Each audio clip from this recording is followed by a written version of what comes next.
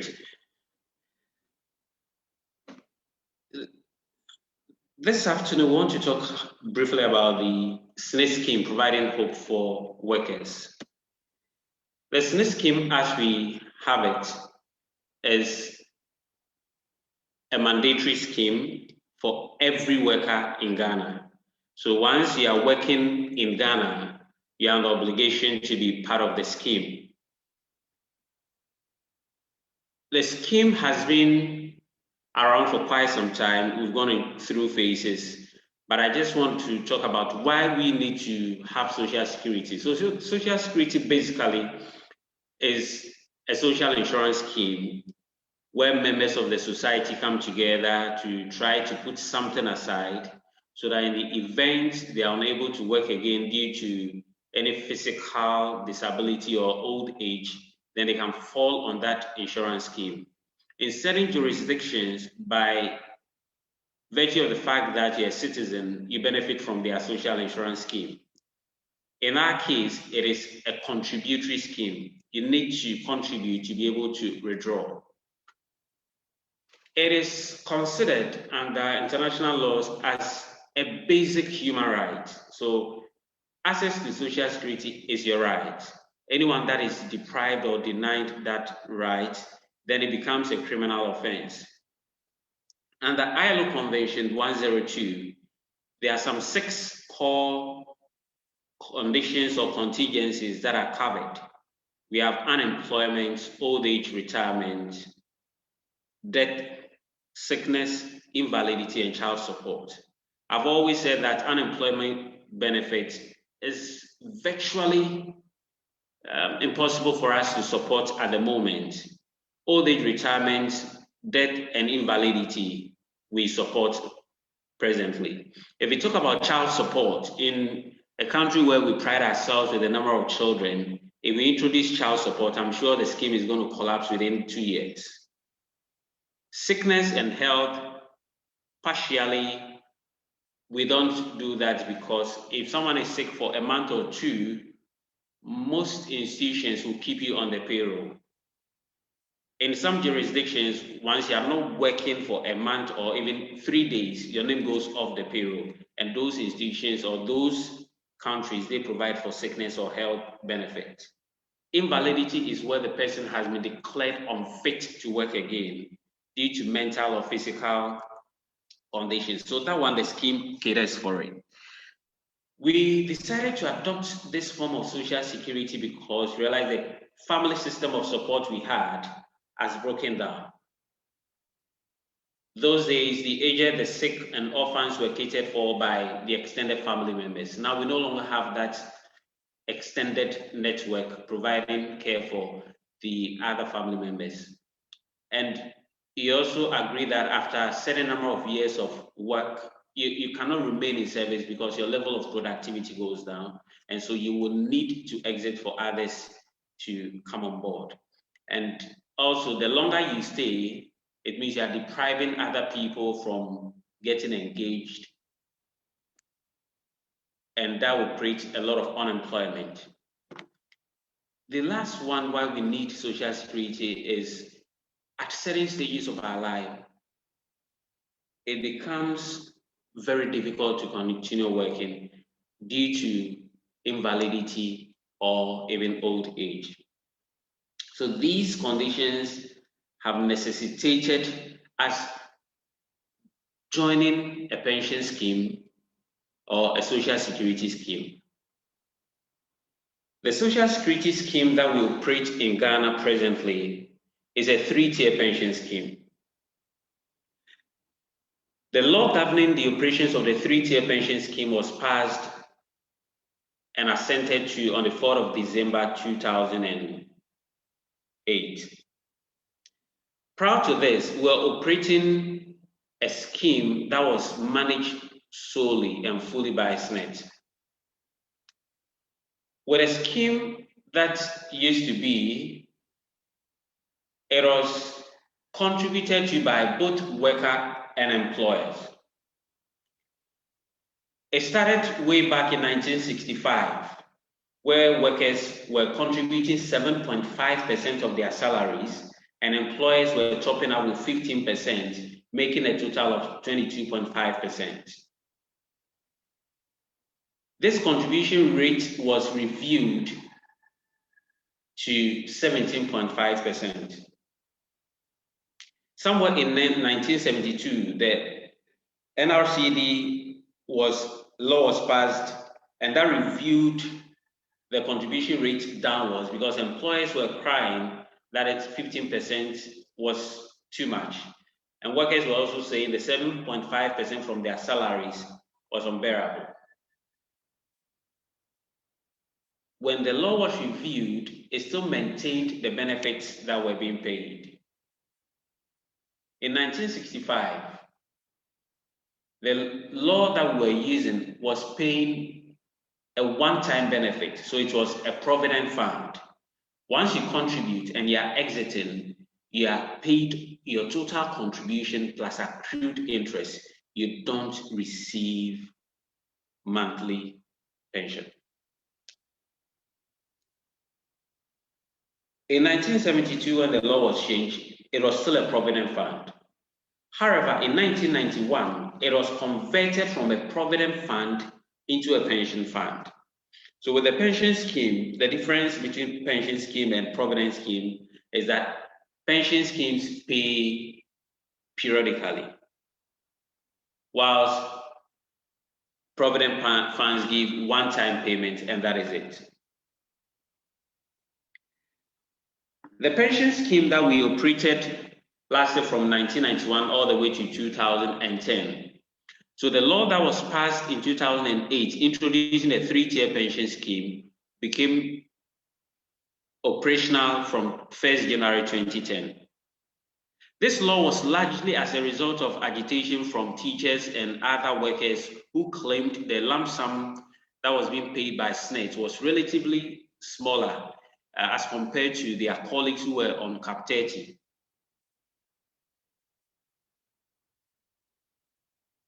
In 2003, the Bediako Commission was established to review our operations, and they proposed this law that we should have a first tier managed by SSNIT, second and third tiers managed by private fund managers, trustees, and custodians.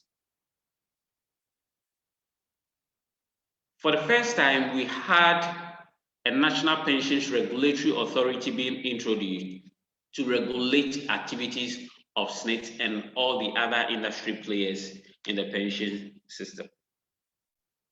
The law that was passed applied to formal sector workers, semi-formal sector workers, and the self-employed.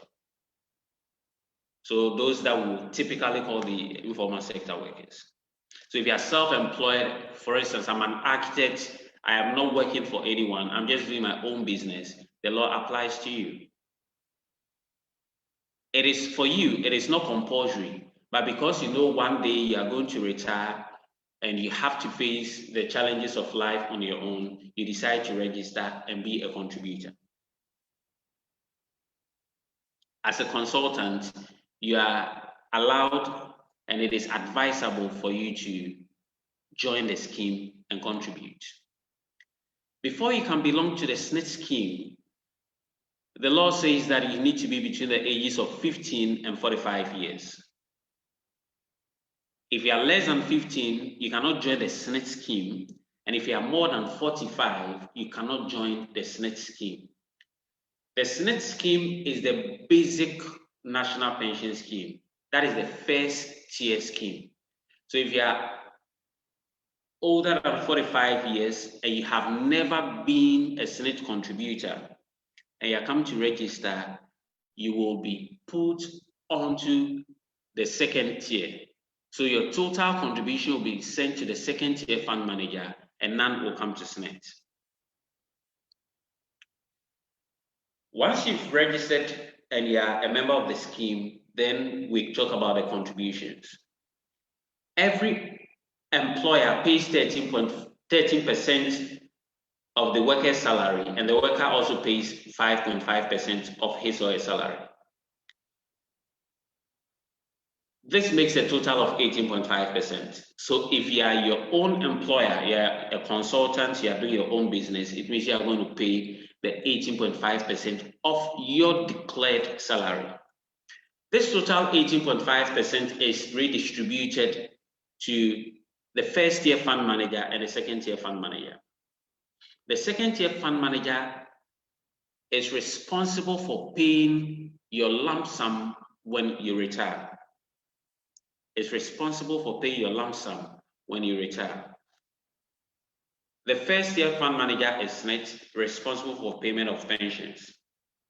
So 5% is sent to the second tier for your lump sum, 13.5% is given to SSNIT for your second tier benefit. Whether you have registered for National Health Insurance Scheme or not, 2.5% of your salary is remitted to them every month. Whether you've registered for the NHIS or not, 2.5% of your salary is remitted to them. So all that SSNIT is left with is 11% of your salary. This is what SSNIT has to invest and pay your pension once you retire. What must you do and what must you know as a worker?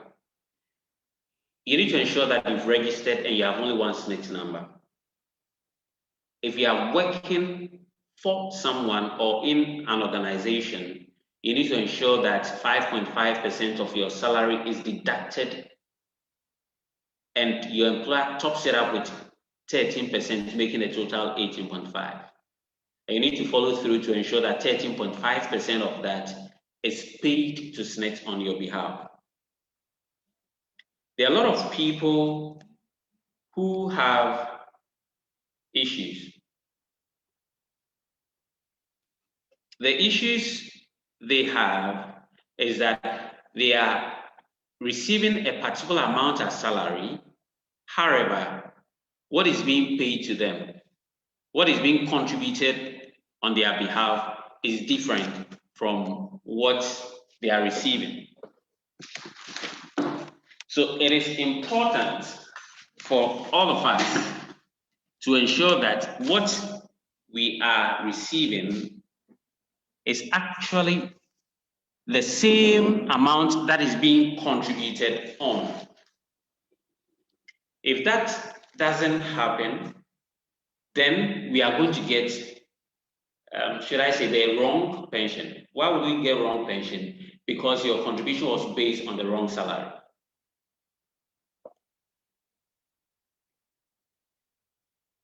You need to update your nominees periodically. Your nominees is simply the list of workers or the list of family members you prefer your benefit is paid to in the event you decide to die. So if you decide to die tomorrow, the people you want us to pay your money to, you need to let us have their names. It is on that we can pay their benefit. If you don't have the correct names, it means you are going to pay your money to the wrong people. Some people registered and provided names at a stage when they were not married. Now they are married, they have children. Unless you don't want them to benefit, otherwise you will need to include their names. You have the right to update your beneficiaries as often as possible. So for instance, if you go home and your spouse makes you happy, you can bring his name on board. If it makes you sad, the following day you can come and take the name off. You pay nothing. In case you've changed your name or you've changed your contact details, you will need to update us. Last month, we distributed statements to every SSNIT contributor. So if you're a SSNIT contributor and you didn't get your statement through your email address, the implication is that you've not been visiting that email, or the email you gave us, you no longer use it, or you've forgotten the password. So I'll urge you to get in touch with us. Let us update your email and your other contact details so that every quarter we can send your statement to you.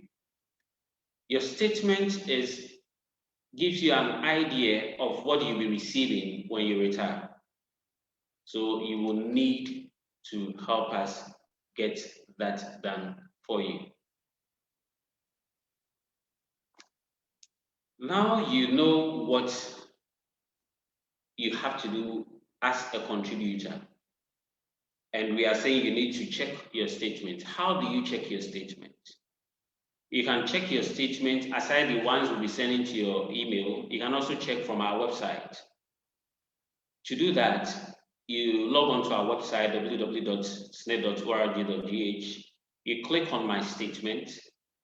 If you haven't tried it before, you have to click on Get Access and answer a few questions. We will send a password into the email address we have in our database. You go back to your email, pick your password, come back to My Statement and paste that password after entering your SSNIT number. You click Sign In to be able to access your statement. Once you've gone through this process for the first time, the next time you can avoid stage 3, 4, and 5. So from stage 1, 2, you move straight to 6, and then 7, you are able to access your statement. I will talk briefly about the benefits under the SSNIT scheme and how you can determine your benefits. After which I'll take some few questions, then I'll come with my concluding slide. There are 5 core benefits under the SSNIT scheme. We have old age pension, old age lump sum, survivor's lump sum, invalidity pension, and immigration benefit or immigration lump sum. The first is old age or superannuation pension. So this is the benefit we give to members or contributors who have contributed for at least 180 months in aggregate and have turned 55 years or above. So 2 things, you need to be at least 55 years. The second, you need to have done a minimum of 180 months. If you retire at 60 and you apply for your benefit, you get what we call the full pension. If you retire before age 60, but above 55, you get what we call reduced pension. So at 55, you've come earlier than we expected. So you lose a portion of what you would have gotten. There are 3 main factors that determine the amount you receive as pension. The first is the salary on which you contributed. The second is the number of months you have contributed. And the last is the age at which you retire. If you contribute on a high salary, then you receive high pension. But if your contribution is based on a low salary, then your pension is going to be low. The pension you receive depends on the average of your 3 years best annual salaries. The average of your 3 years best annual salaries. So granted, I have been a member of the SSNIT scheme for 35 years. Sydney has also been contributing for 35 years. I entered on a salary of 1,000 cedis. Over the last 3 years, my salary has justifiably increased to 10,000 cedis.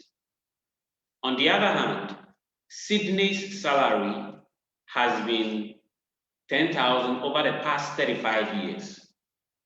When we retire this year, granted we are of the same age, when we retire this year, we will receive pension based on 10,000. the salary component that is going to be used in determining my pension is going to be 10,000. It doesn't matter that for 32 years, my salary has been 1,000 cedis, because it is the average of your 3 years best annual salaries. The next factor, which is the number of months contributed. The longer you contribute, the greater the percentage of this average salary that I spoke about that you'll be receiving. So that percentage, we refer to it as your pension right. If you contribute for 15 years or 180 months in aggregate, you qualify to receive 37.5% of your salary as your pension.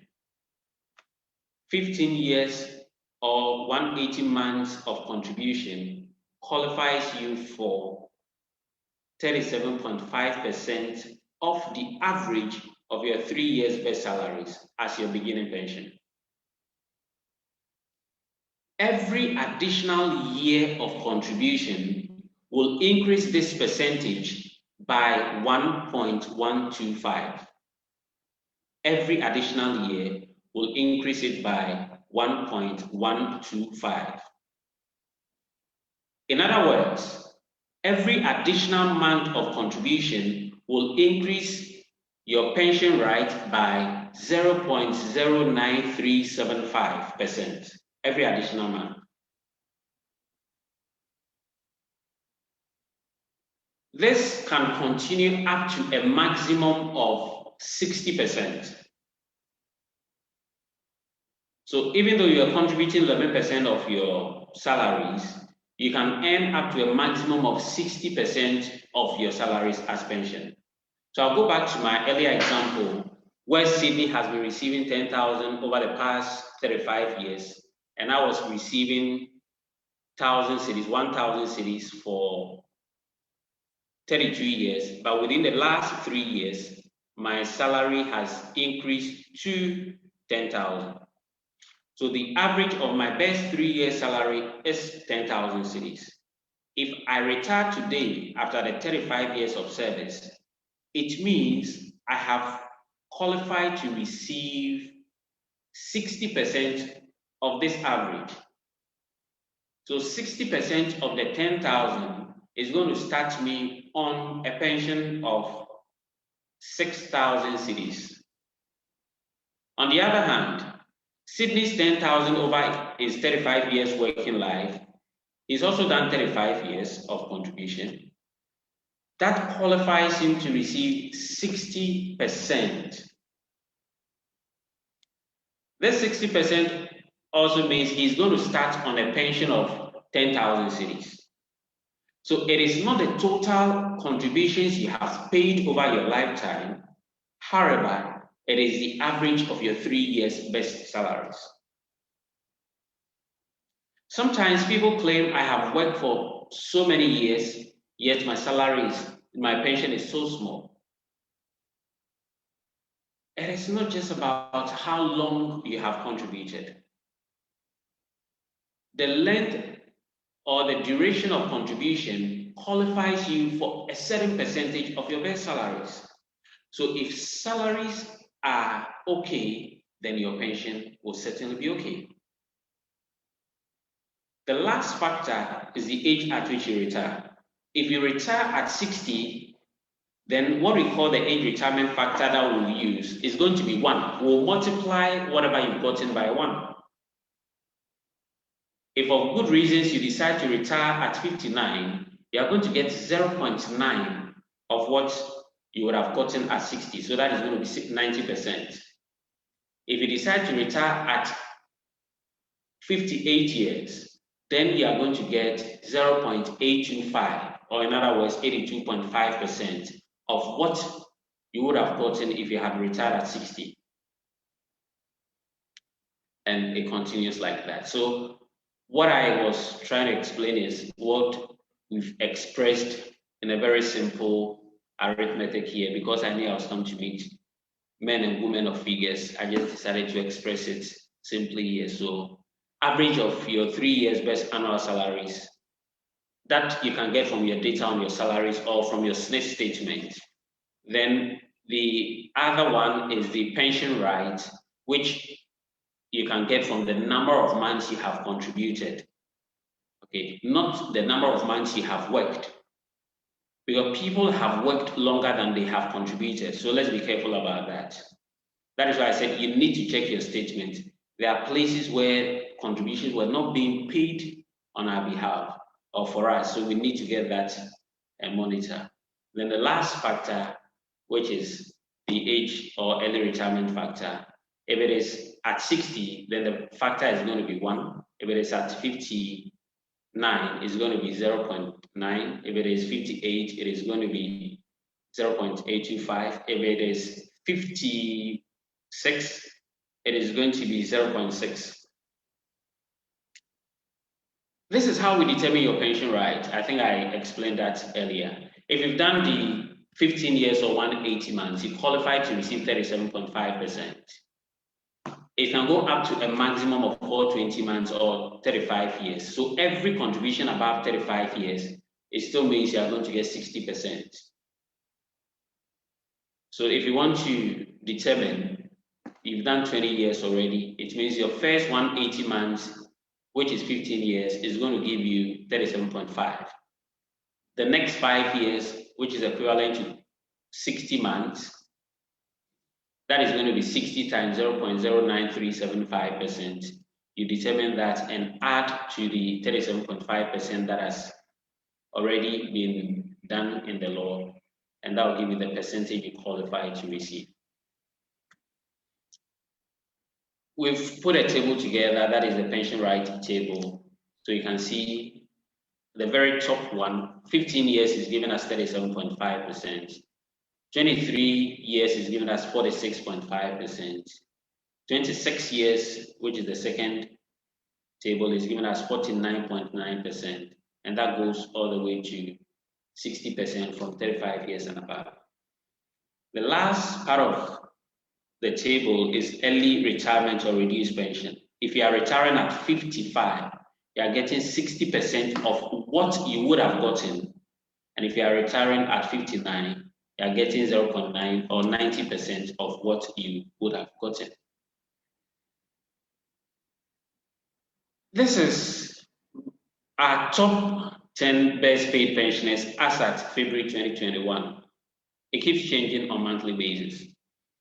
So as at February 2021, the highest paid pensioner was receiving 129,979.51. That is about 130,000 every month. The 10th highest was receiving or is receiving 37,264. We pay pensions on the third Thursday of every month. It is likely these figures may change. Okay, barely 3 years ago, the highest paid pensioner was receiving 50,000. That has changed. These figures are indexed. They are adjusted upwards every year. So at the beginning of every year, we do what we call indexation, and that leads to an upward adjustment in the pensions we pay. So last beginning of the year, we applied 10% to all pensioners based on certain factors that the actuaries bring up. So that is for the highest paid pensioners. On the other side, the lowest paid pensioner is receiving 300 cedis a month. And we have, it looks really small, but I'll tell you it is not small. The 300 cedis is so much. As I speak, these people, some of them were earning below 300 cedis when they were in active service. If you go to some of these private schools at the outskirts of town, you see that people are working and being paid 250 cedis every month. However, when they retire, because we have set a minimum pension, we will put them on the minimum 300 cedis. The least paid, one of the least paid, when we computed the pension, what the person should have been receiving every month was 99 cedis. So we should have been paying him 99 cedis every month. So we have to top it up to 300 cedis. So we added 200 plus cedis to make the 300. So that is what is happening. The lower you contribute, the lower your pension. In the event you are unable to contribute for the minimum 180 months, the total contributions you've made plus interest will be paid to you, and that will be the end of the story with SSNIT. You will not receive any monthly payment. You get what we call the old age lump sum. It is a one-time payment. Some people get to a stage where they are unable to work again due to physical or mental incapacitation. So when they are rendered incapable of working again, then SSNIT will have to start paying you every month, provided you've done a minimum of 12 months contribution within the last 36 months. So it is not just about waiting till 60. Irrespective of your age, once you've done 12 months of contribution and you have within the last 36 months, then you qualify to receive what we call invalidity pension. As I speak, the youngest invalidity pensioner is receiving 300 cedis, but he's 29 years. He turned 29 years this last month, the youngest invalidity pensioner. And this pensioner is going to be receiving the benefit for the rest of his life, and unless he probably gets to be an sticker and is able to recover again. Otherwise, we'll keep paying him. We have an invalidity pensioner who has been on the scheme for the past 29 years and is refusing to die. So we'll keep paying him. Once you come to us that you are invalid, there's a medical board that will have to certify that indeed you are incapable of gainful employment. So we'll have to put you on the invalidity scheme. So if the person's normal course of job is driving and the person has lost the limbs, then of course that will become invalidity because he cannot do what he's used to doing. If miraculously someone recovers from his state of permanent invalidity, then we will put him back onto the scheme as if he has not withdrawn any amount before. So for instance, the youngest pensioner that I just spoke about, the 29-year-old gentleman, he's been on the scheme for 11 months. It means we've paid him a minimum of 3,300. His total contributions he made was 1,150 cedis. 1,150 cedis. That's the total contribution he made. And it's just been 11 months on the scheme and he's collected over 3,000. Because it is a social insurance scheme, we are all contributing to the big basket. So all these people will be catered for if they are even going to live for the next 50 years. And they'll be receiving annual increment. Annual increment. That is for invalidity. In case a pensioner dies or a contributor dies, what we do is to pay survivor's benefit. The scheme presently has guaranteed period of 15 years. So if someone retires at 60 and the person dies before 75, we have what we call unexpired portion of the pension. So the person retires at 60, dies at 65, it means you have 10 years of pension that is unexpired or yet to be paid. So we'll put all that money together, find the present value of it, and pay it to the nominated dependent, the validly nominated dependent. After 75, if a pensioner dies, there's nothing to be paid. So periodically, we try to clean our pensions payroll. So all those people who are 75 and above, and we don't see them, we take their names off. What we do is after 75, you need to be completing pensioner's certificate every year. If you are in a condition to visit our office, you can visit and complete the pensioner certificate. If not, you can give us a call. We'll come over to your home and certify that you are alive. Over the years, we try to call pensioners at the beginning of the year, those who are above 75, and try to wish them well and try to maybe wish them a happy birthday or something. We are calling to actually be sure. We can't call and say, hello, daddy, are you alive? No. We are calling to be sure that you're alive, but we'll call to say, oh, we call to wish you well. We need to be sure so that we clear all those people off our payroll, because we can't keep paying non-existent pensioners. The next one, you are in active service and something happens, you are no more.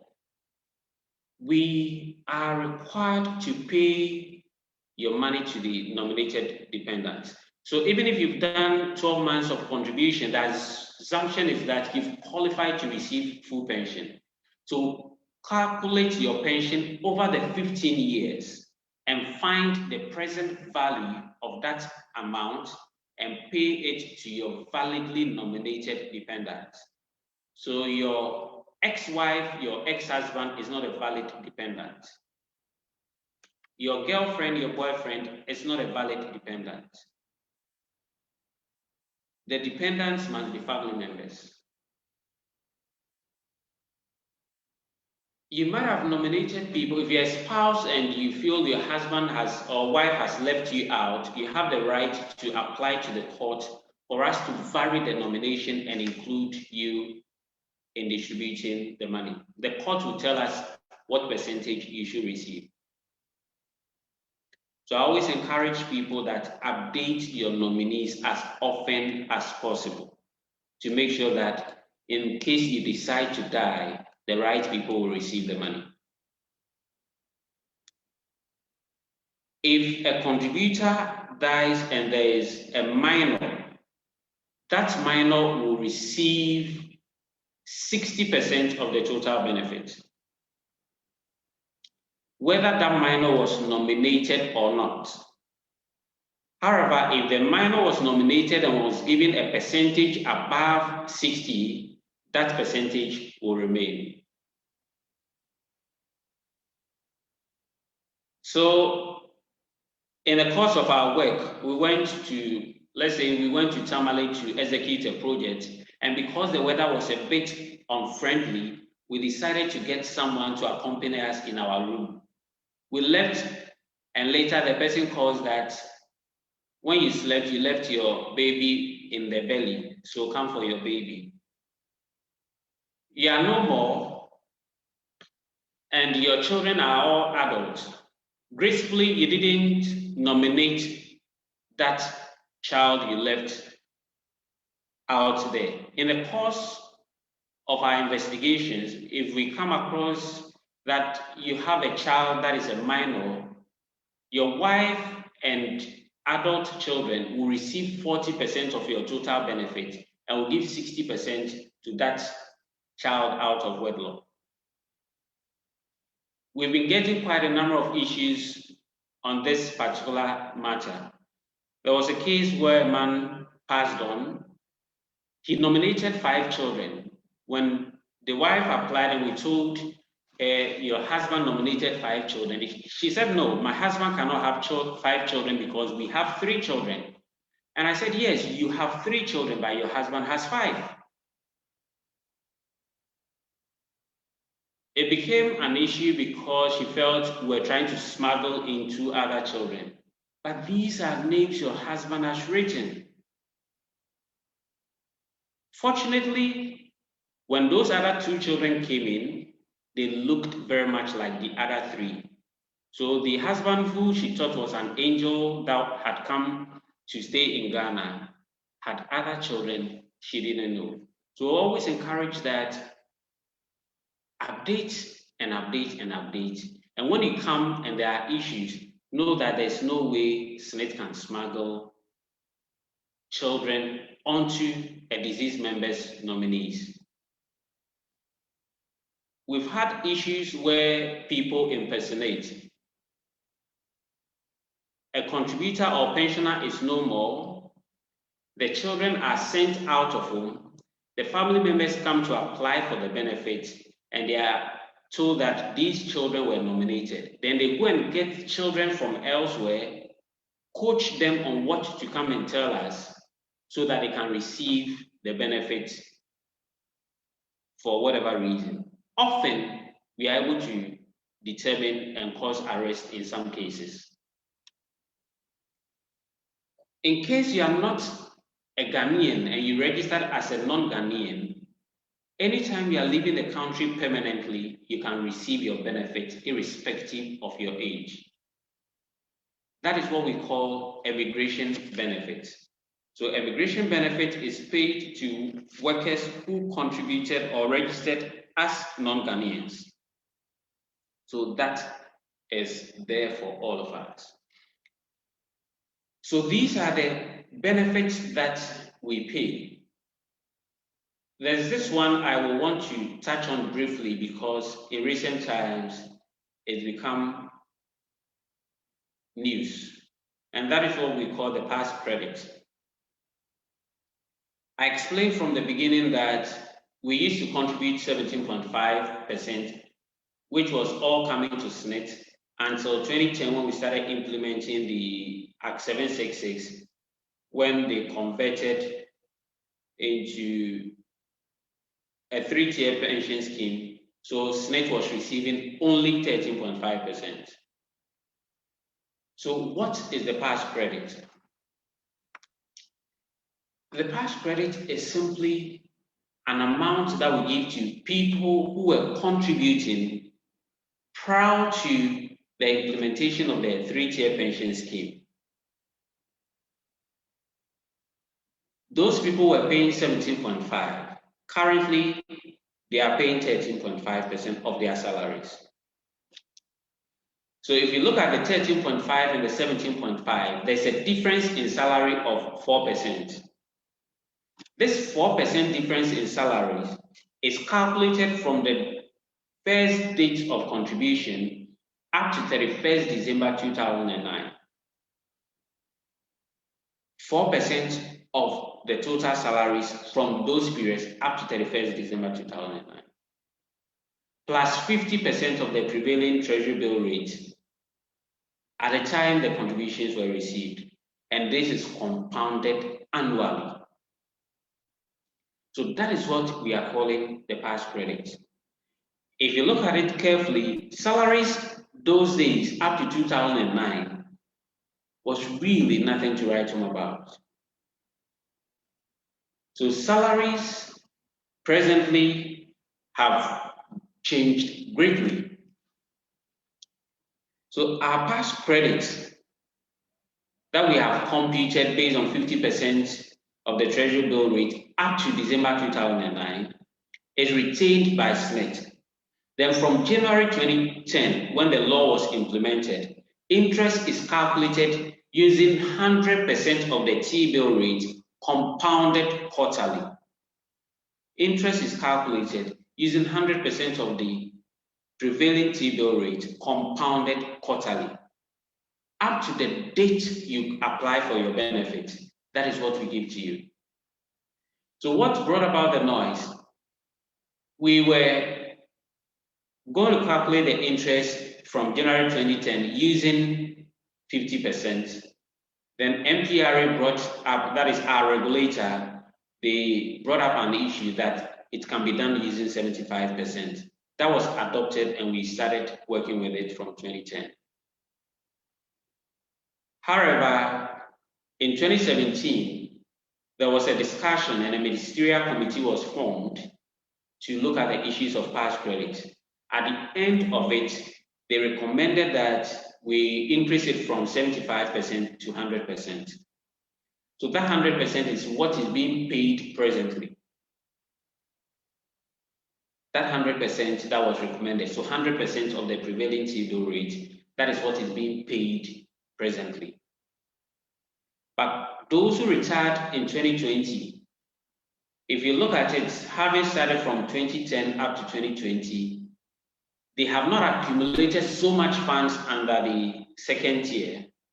So if they add the past credit to the lump sum they were receiving from the second tier, they realized that it would have been better if they had remained under SSNIT and their total contribution had been paid to us instead of being under the 3-tier pension scheme. So that fueled another round of agitation, and the government has set a committee to look at it so that where people have fallen short compared to what SSNIT would have paid if SSNIT was the only fund administrator, then government will find ways and means of paying the difference. That difference is not to be borne by SSNIT because the total contribution was not paid to SSNIT. So that is what is still ongoing. So that is simply the issue with the past credit. So far, we've been able to pay all pensioners who have applied their past credit, and we've paid 245 million to pensioners. And people who have lost their loved ones have also received almost 20 million under the payment of past credit. Okay. Why must you bother to be part of the SSNIT scheme, especially if you are on your own doing your own architectural or consultancy work? One, the scheme assures you of income replacement in the event of old age or permanent invalidity. No matter what happens, you are going to get your benefit. The benefits that we pay, as we have gone through, is predetermined by law. SSNIT does not work your pension. The formula is there, you only fill in what you provide, then it will generate it. For instance, the duration, how long, or the percentage you'll be getting depends on how many months you have contributed. SSNIT will not determine and say, let's give this person 50%, let's give the other 60%. No, it purely comes from you. We also have a minimum pension component that will not apply to you necessarily. And you're also guaranteed annual increment. So every month you know that, every year you are assured of your pension increasing. So the highest paid pensioner, his 10% was almost 13,000 cedis. It's 10% increment. That is monthly for him. Meanwhile, another person's 10% was 30 cedis. The pension scheme helps greatly because it contributes to reduction in old age poverty, where we have so many people out there, because they can't work again, they now have to rely on family. Pension schemes help to prevent that. And once you're a contributor, you have free access to healthcare under the NHIS. And when it comes to payment of benefits, there are no risk attached. Last year, we spent over 3.3 billion Ghana cedis paying benefits, 3.3 billion Ghana cedis paying benefits. And the scheme is also backed by law. So at this point, I'll pause and take some few questions, if any, then I'll come with my concluding slides.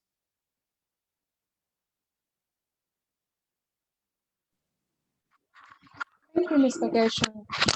Do we have any questions that would like to answer?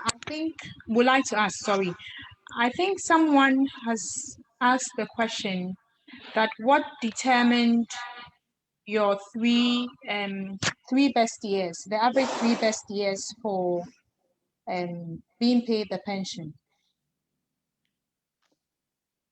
Okay, so your 3 best years is what you have contributed. So your contributions you pay is based on the salaries you are earning. If you are earning a salary, say 10,000 cedis, it means you'll be contributing about 1,350. You are paying 550 from your salary. Employer is topping up with 1,300, making 1,850. It is 1,350 of that will come to SSNIT. Then 250 cedis out of it will go to the National Health Insurance Scheme on your behalf. SSNIT will be left with 1,100. At the end of the day, we still look at your salary as 10,000. So in determining the average of your 3 years best annual salaries, that is what we'll pick. So in a particular year, say in 2019, your salary throughout the year was 9,000. In 2020, your salary throughout the year is 10,000 cedis. In 2021, for the 12 months, you are receiving a salary of 11,000. We'll find the average for the year, and the total is going to be 9,000 for 2019, 10,000 for 2020, 11,000 for 2021. We add the 3 and divide it by 3. That is going to give us an average of 10,000. 9,000 plus 10,000 plus 11,000. That is going to give us an average of 10,000. So your average of your 3 years best annual salaries is going to be 10,000. And that is going to be the factor we will use in determining your pension. So in determining the pension, we normally will key in your annual salaries. Then it will help us determine your annual pension. Once we've gotten your annual pension, we can convert it into your monthly pension by dividing it by 12.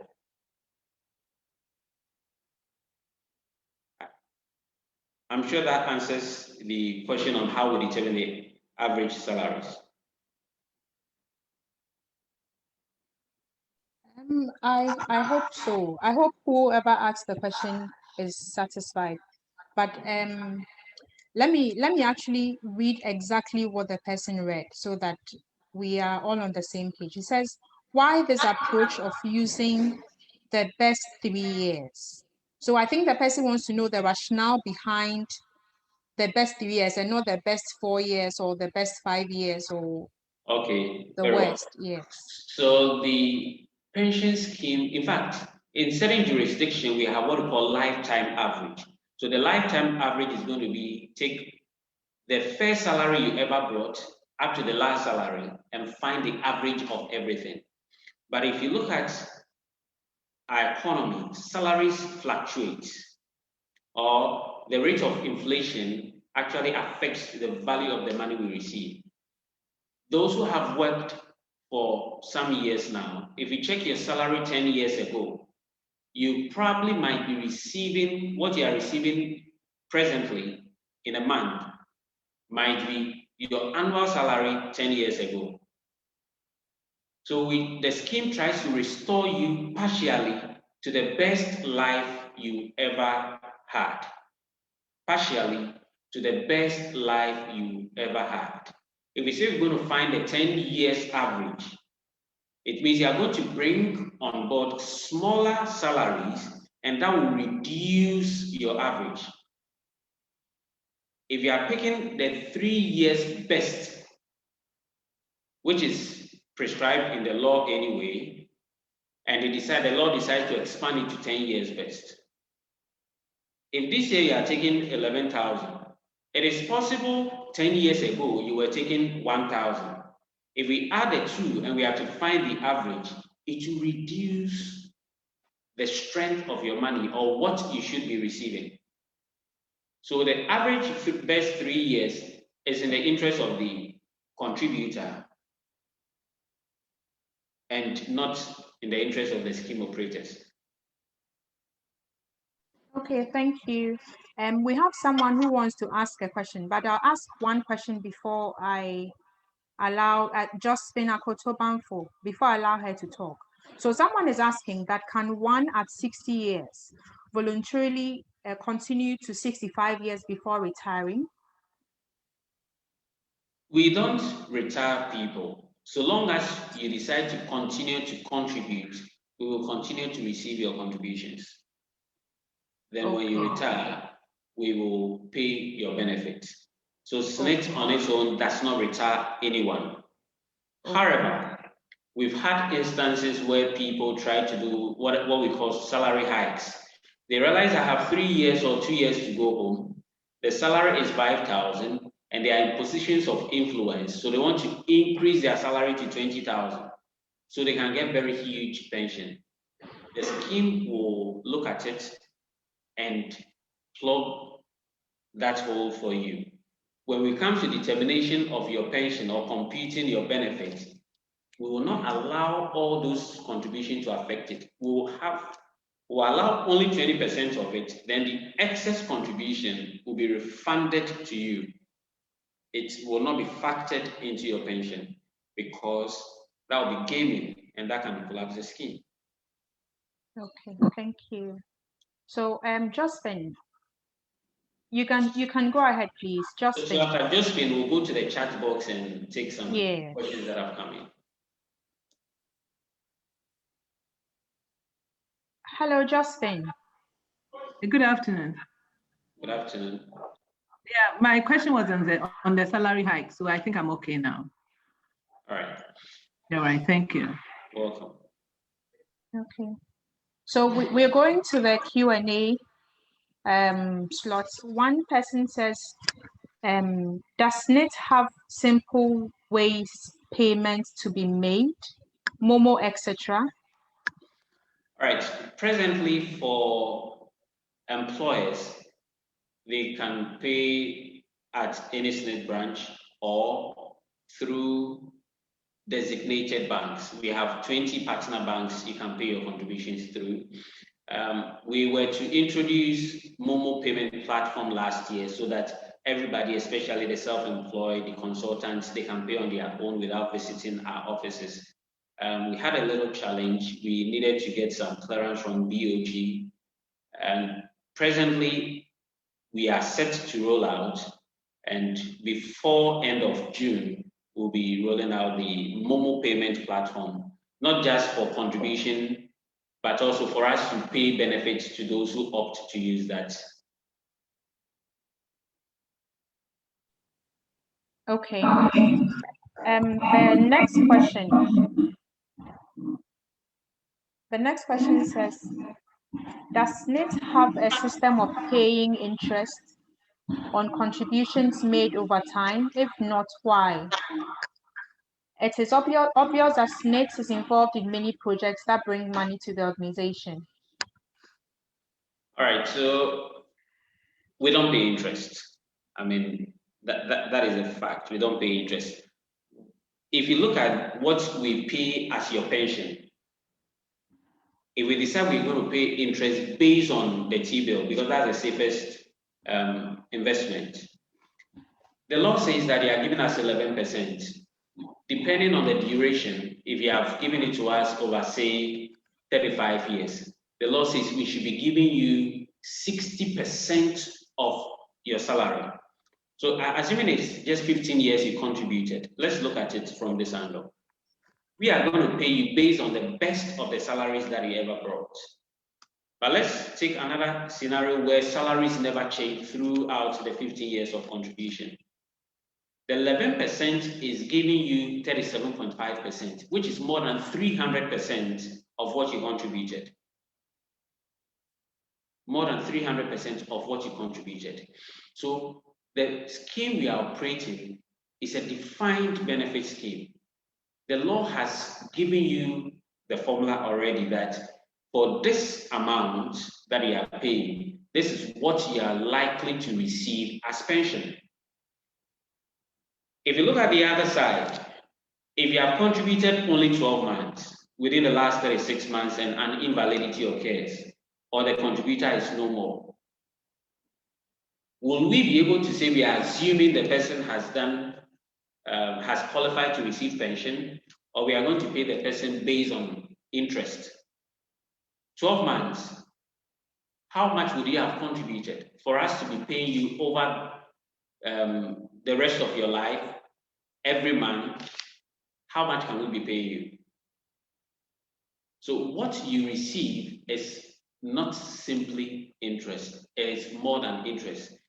It is a social insurance scheme. So all of us contributing today we are supporting those who are on retirement already. Their money is going to be in investment, and we'll keep growing the fund. So we'll get to a point where the scheme cannot grow again, then we start falling on our investment to be able to sustain the scheme. So each month, what we collect, we use it to pay the pensioners. Whatever is left, we push it into investment. We did a survey, we used live data. We did some actuarial studies. And for most contributors, if we had invested all their money into T-bills or government bonds, within 5 years, 7 years, they would have exhausted their total contribution plus interest within 5 years. But this is a scheme that guarantees you payment so long as you are alive. So we don't pay interest. Okay, someone says, I'm an employee who works with an architectural firm. What can I do if my employer is not paying SSNIT, but deducting from the employee's salary? All right, so you can let us know. We have a task force. You can send us a message to contact center at snit.org.gh. You can send a message to any of our social media handles at SSNIT Ghana. We will pick up the issue, investigate, we'll ask you some few questions. But obviously, we are not coming to your organization to say that Akosia has come to report that they are not paying for her. Why are you not paying for her? Okay, we'll come and do our own investigations. There are things we'll require, and we'll be looking out for not just you, but any other person that is not being paid for, or any person whose contribution is not based on the correct salary.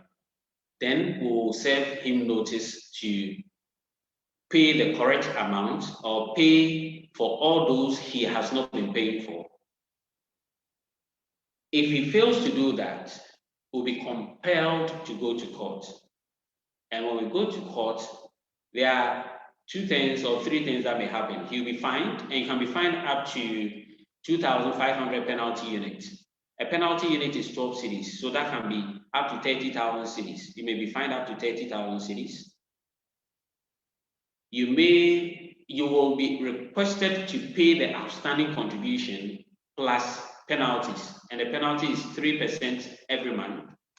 And you could also be given custodial sentence up to 5 years in prison for failing to submit your contribution report, for failing to pay for your workers, or for under declaring salaries. All these can give you 5 years jail term. So just let us know and we will take it up. I'll display the numbers before the end of the session. Mr. Gershon, does this also apply for employers who do not register their employees for the SSNIT? Yes, so if you are an employer and you've not registered your employees or your organization, you don't need to have more than a worker. All you need is 1 worker. If you have not registered, that can also land you into serious trouble. Whether the worker is casual, temporal, contract, irrespective of the term that they are using for the law says that it applies. If you look at section 3 of Act 766 and section 59, it said the law applies to all workers all employers and their workers therein. So it didn't categorize the workers. So you need to just ensure that they are being paid for. Okay. We have someone who's raised up their hand, but I would like to read one question, then I would allow the person to ask the question. It says, is there a provision where an employer can issue a standing order on companies' accounts for monthly deductions of SSNIT contributions? So I think it's linked to the independence payments. Very well. So what we have to do for the employer, you should every month we have what we call validation of contribution reports. So you have 5 workers. We can assume that the next month the workers will still be 5. Neither can we assume that salaries will not change. So we have what we call contribution report submission and validation. You can do that in your office using our web portal. So you go to our website and submit your contribution report, validate, then they'll issue, you get what we call payment advice. So with the payment advice, you can send it to your bankers.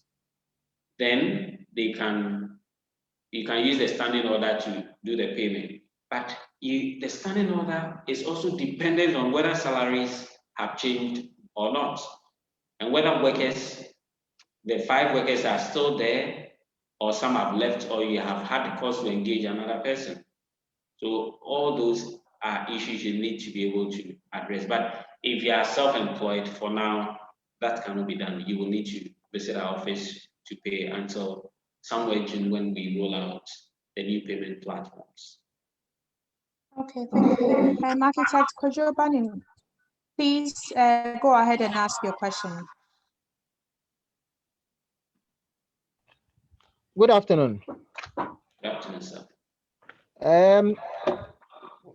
It's been a very educative presentation. What I have been wondering is this fear of people just tripling their salary for the 3 years just to be able to obtain a good pension. But the person also wants to be able to go on a good pension. So how do we get a good mix of people not hiking up the salary just to gain a good pension, but also going and getting a good pension? What would you suggest is a good mix for employers so that our employees will go on a good pension? All right, so the fact is this: we expect that the salaries should take a certain uniform rising. Okay, you can't just start from say 1,000 cedis then jump to 10,000. We need to be certain about it. If we indeed believe that that person deserves that 10,000, we would have seen it in the history of the person. The person started from say 500 cedis. The next year he's getting about 600 or 700 cedis. Then they are increasing gradually. It goes up that way.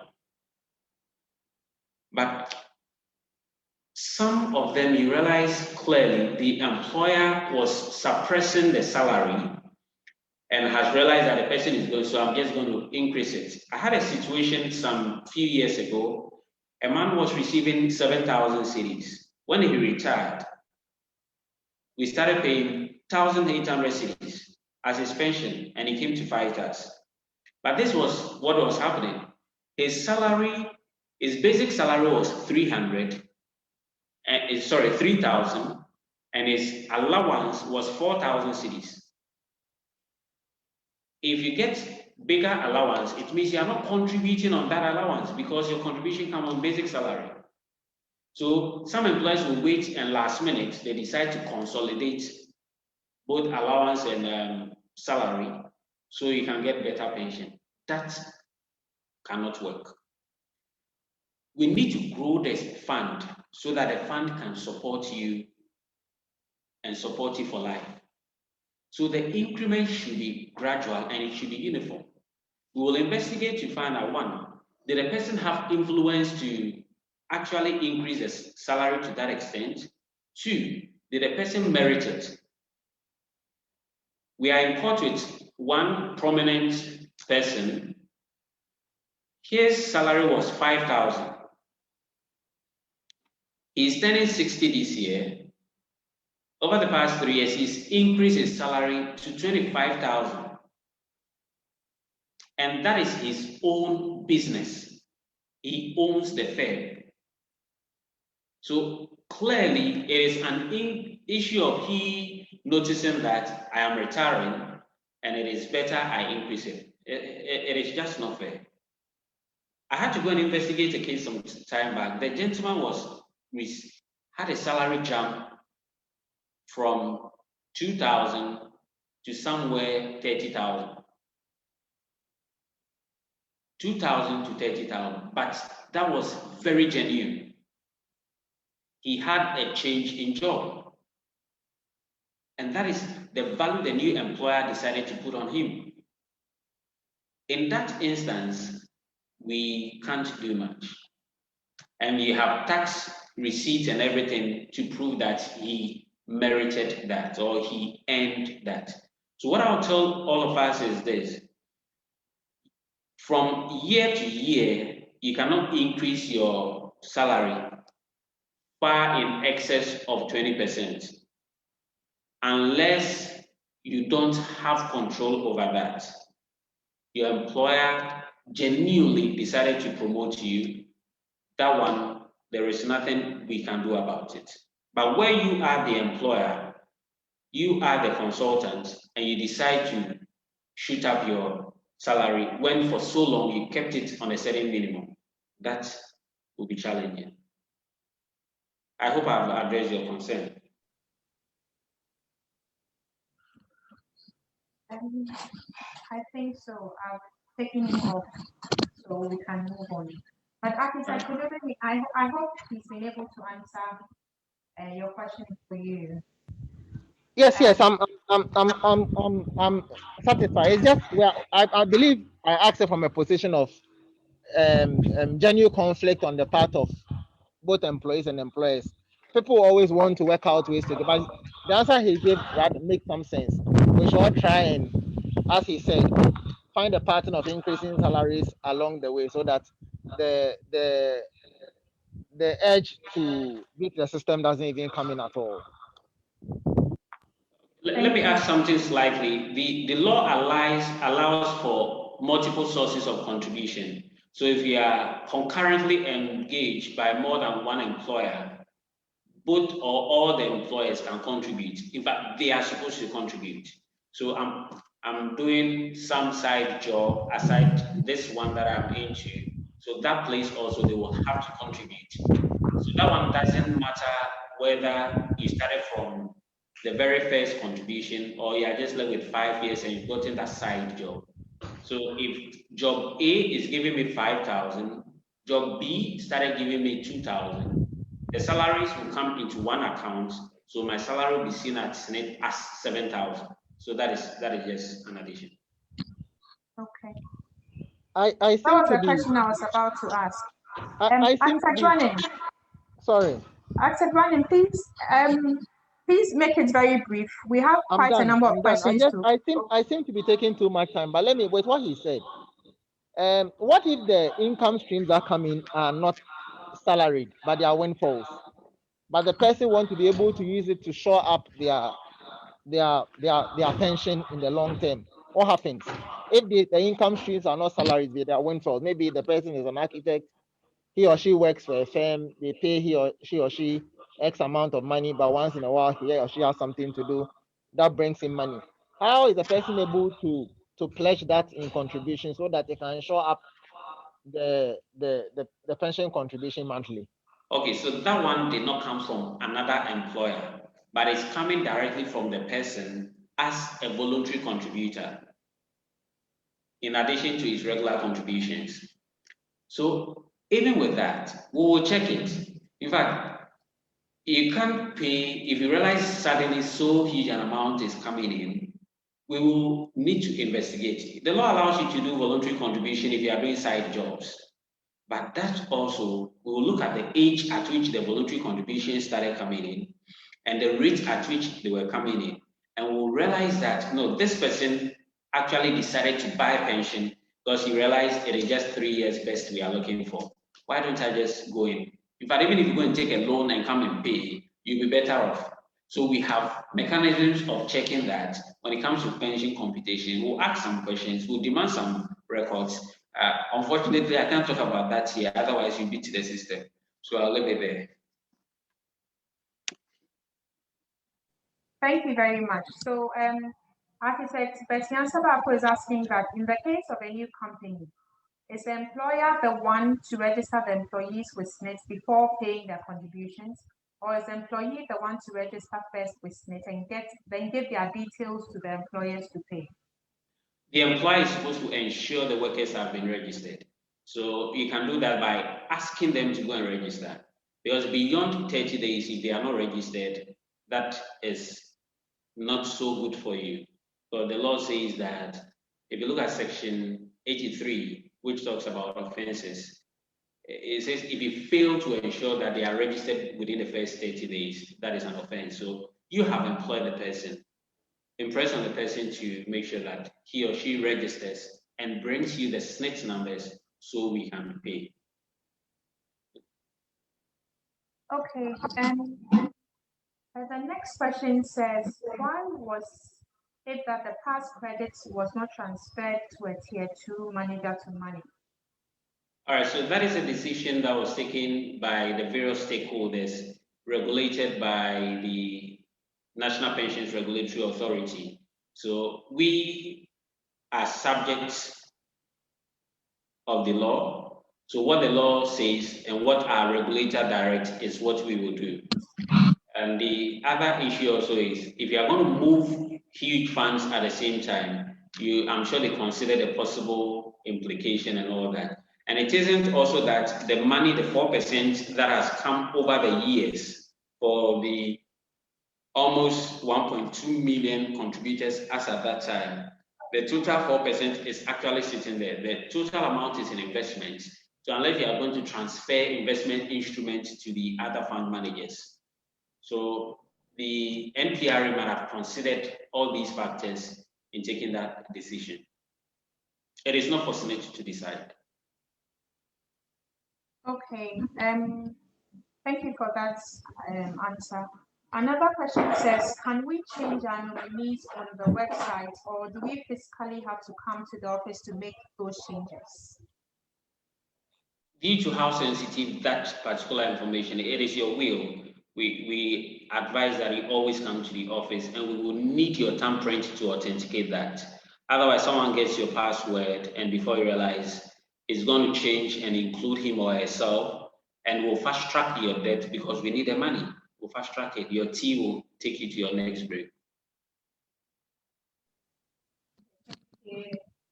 Architect Francis Japan is asking, how does an individual who runs a sole proprietorship business determine his or her contribution to the scheme, bearing in mind the business is for the individual? Will the 12.5 plus 5.5 still apply? The percentages, will it still apply? Okay, so the percentage is 13% from employer, not 12.5. So 13% from employer, then 5.5 from worker. But this is a situation you are self-employed. You are running a sole proprietorship. You want to contribute to the SSNIT scheme. You will determine what you can comfortably pay yourself each month or what you can comfortably contribute. So you tell us, I can contribute 50 cedis every month or 1,000 cedis every month. We will just indicate that 1,000 cedis means this amount of salary. And if you continue on this 1,000 cedis for these number of years, this is the pension you are likely to receive. So we will advise you that maybe every month adjust it in this way or that way. So we are not going to give you any strict percentages. You will tell us what you are comfortable with, and you can vary it every year. So that is available, and that is solely your choice to make. And this is the other point. When you start contributing, I will always advise that every year you do some adjustment depending on your financial standing, so that you avoid the situation where you are going to wait till 55 or 60, then you increase it by a very huge margin, then we'll tell you are trying to buy pension. So you can avoid that.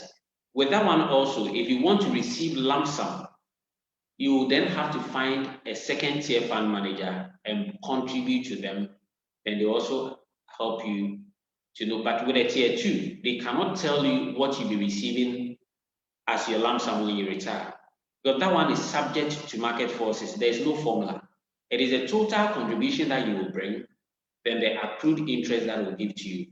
But with the first tier, the law has prescribed a formula that if you put in this, for this number of years, this is what you are going to get. So that is just a simple thing. Okay, thank you. Architect Kojo Amponsa Intribusiako is asking, when should an employer begin to pay SSNIT contribution for staff? Within the first 30 days. So once you employ someone, you have up to a maximum of 30 days to start paying. If the person is working for only a month, you pay for the month and you take the person out of your payroll.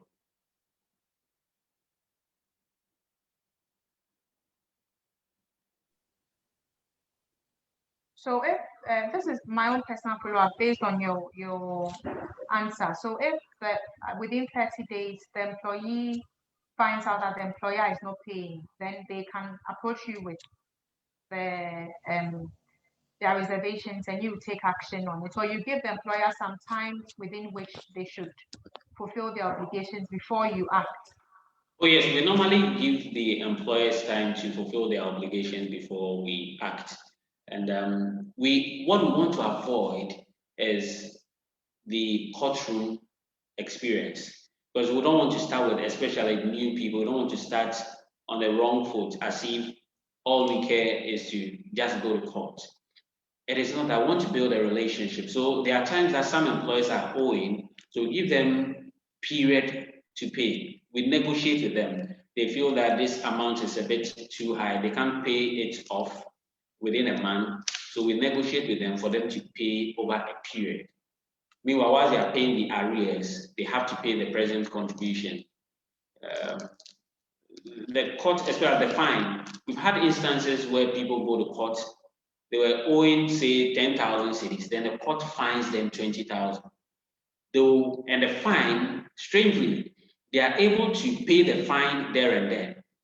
But for the fines, if you don't pay, you are not going home. They'll give you a very nice room and you go and sleep there, no mosquito spray, no fan, no air conditioning.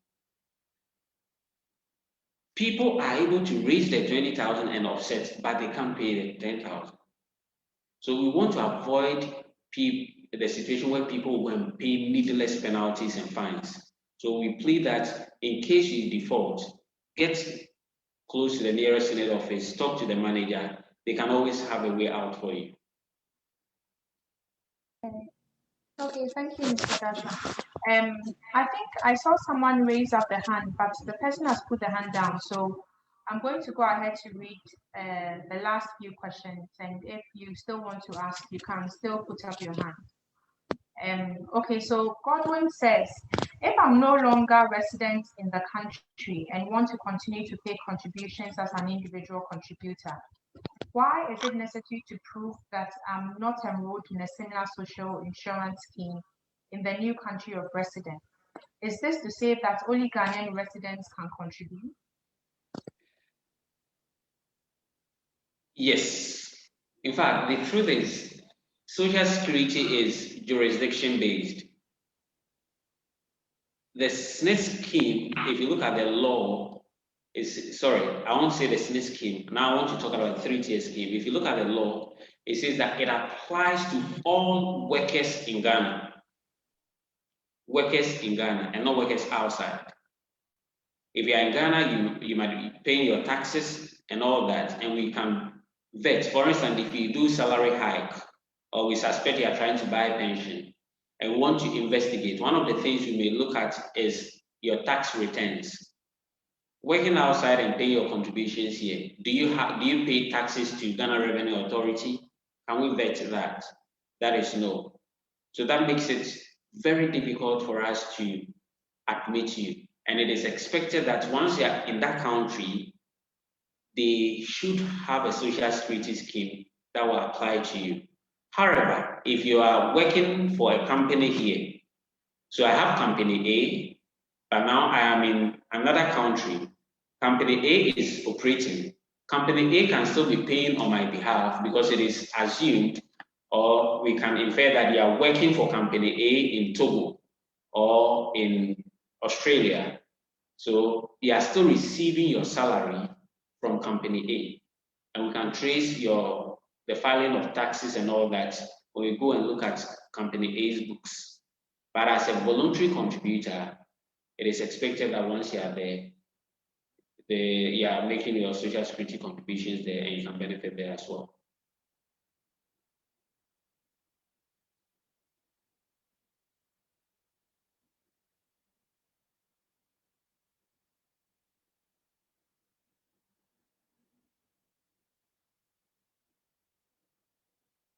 I think your mic is still muted.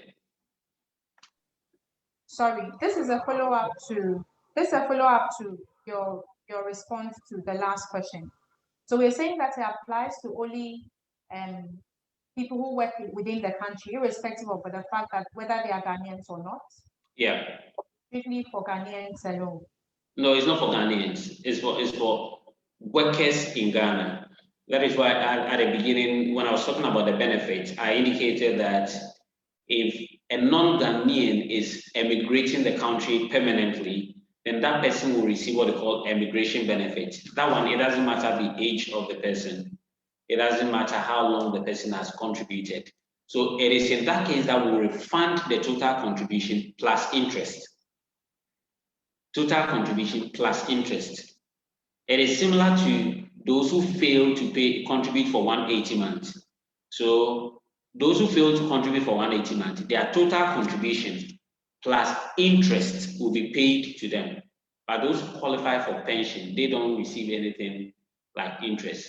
What they get is way more than having applied interest. Okay, thank you for that feedback. Doris is asking, assuming I'm a freelancer, am I required to show proof of tax payments on my earnings before I'm allowed to make SSNIT? In other words, are SSNIT contributions tied any way to income taxes? The answer is no. The answer is no. However, when you start increasing your contributions within the last periods of your working life, like I've been explaining, you realize you have 5 years to retire. So you decide to increase your contribution by say 100% or 200%. Then we will say, have you paid taxes on that amount? If you realize you don't have any tax to show, we will not allow you to go beyond 20% annual increment. That is why I said increases have to be gradual. Any sudden increase will demand certain documents, including your tax returns. But coming to pay your contribution, we will not demand that tax returns. When it gets to the computation of benefits, and we realize or we suspect salary hikes, then we'll demand the tax return. Otherwise, we'll refund what we deem as excess contribution to you. We'll refund that to you, and you determine what we call the proper salary and use it to pay your benefits.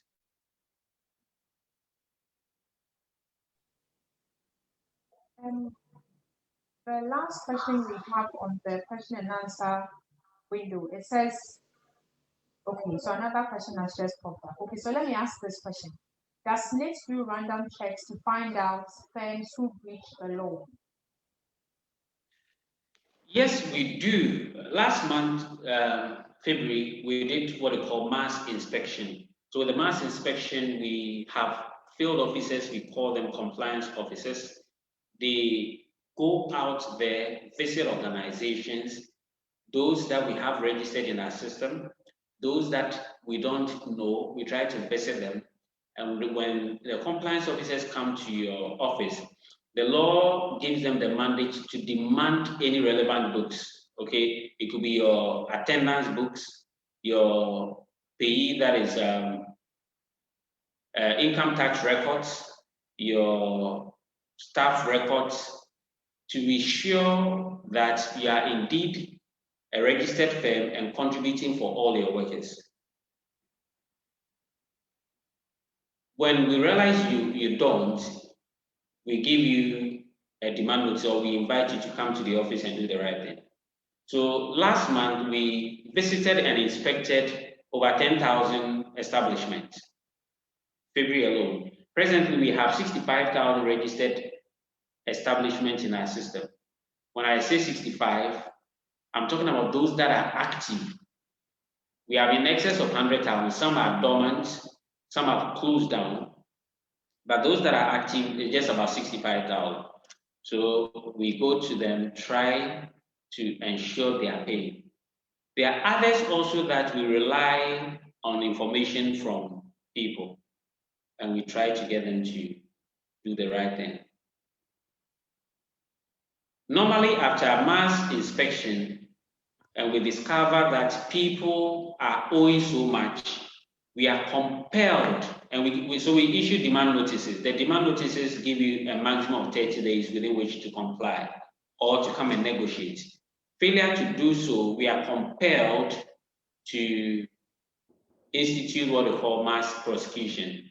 And for Greater Accra, the mass prosecutions are, or the court sits on Saturdays. So those days, if you go to Cocoa Affairs, you see a lot of people coming in to have their cases heard.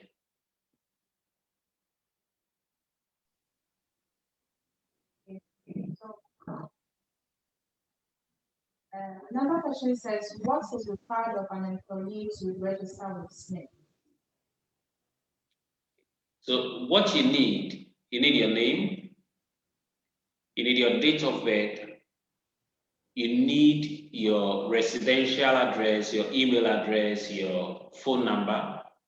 You need to indicate your employer, that is if you are working for an organization.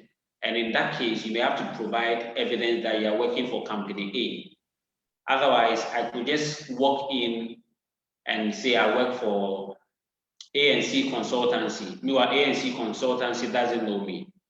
So where I belong to an organization, they will have to give me some notice or my letter of employment to indicate that, and the salary on which I'll be contributing. If I'm self-employed, I don't need to provide that.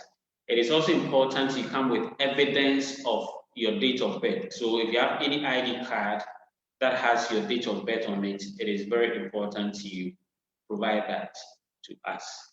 So these are the basic things. Then you have to come with the names of your dependents or your beneficiaries, the people you want us to use, and their date of birth. Those are also very important.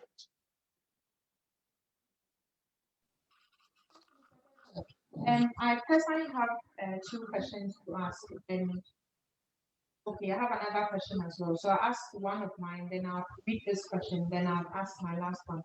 And we're about rounding up. So if anybody has any questions they want to ask, we'd be grateful if you can quickly put them on the question and answer window so that we can quickly read them out before we close.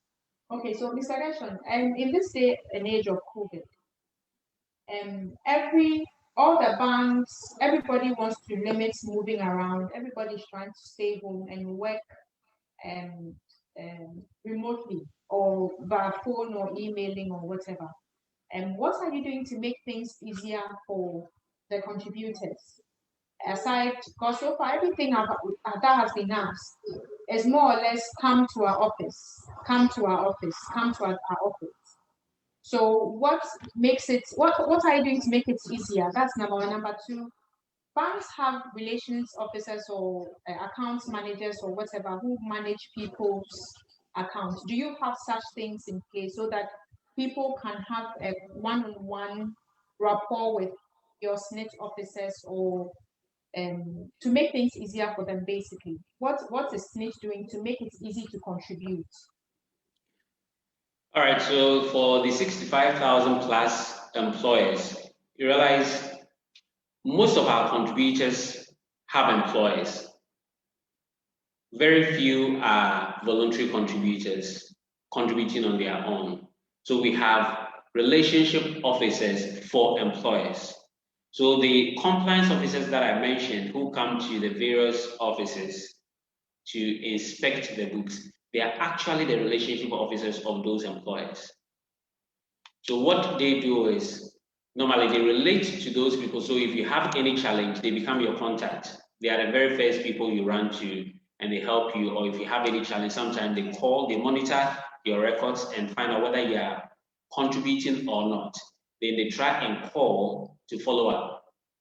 So I'll advise the employers on this platform. If you don't know your relationship officer, talk to your branch manager or call us. Okay, I'll display the number pretty soon.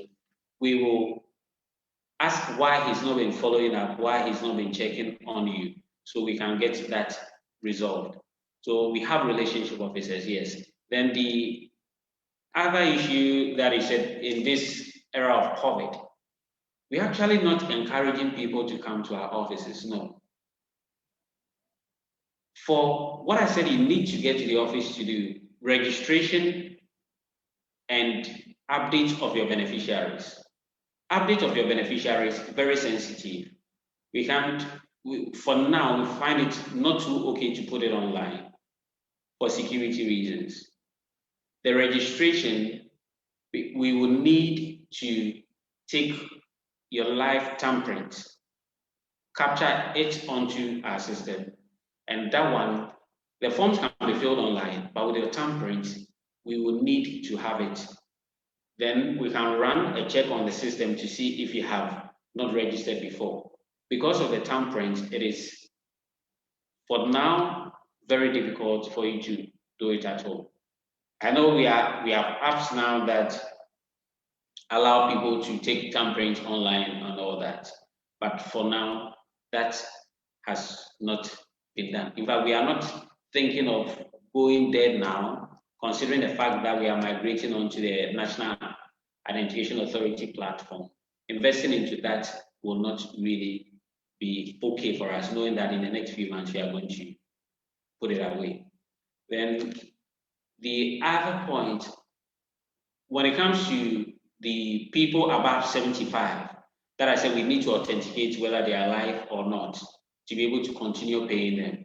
Since COVID struck, we have found other ways of trying to check. We don't have it 100% full. We've not been taking their names off our payroll. Aside those that we call and through the phone call, we realize that they are no longer alive, that we take off the payroll. Those who are unable to authenticate, we call and we don't even get you, but we're not getting a confirmation that you are not alive. We still keep paying. We keep paying and we have to bear the cost for now because we can't just take the name off and we can't insist those agents should come to our office. Neither can we insist that we want to go to their homes, but we don't want them to get it. Either they come in or we taking it to them. So we have tried to limit our engagement to a large extent. So for instance, public education, we've been meeting churches, we've been meeting organizations using the same platform. Okay, we always have webinars going on every day. Prior to COVID, we were not using that platform. We were doing face-to-face. We would have probably come to your meeting face-to-face. So we do it across the country. So I think we have reduced human contact to an extent. The other challenge is the payment. And even with the payment, we are not relying on you so much to come to our offices, apart from the self-employed.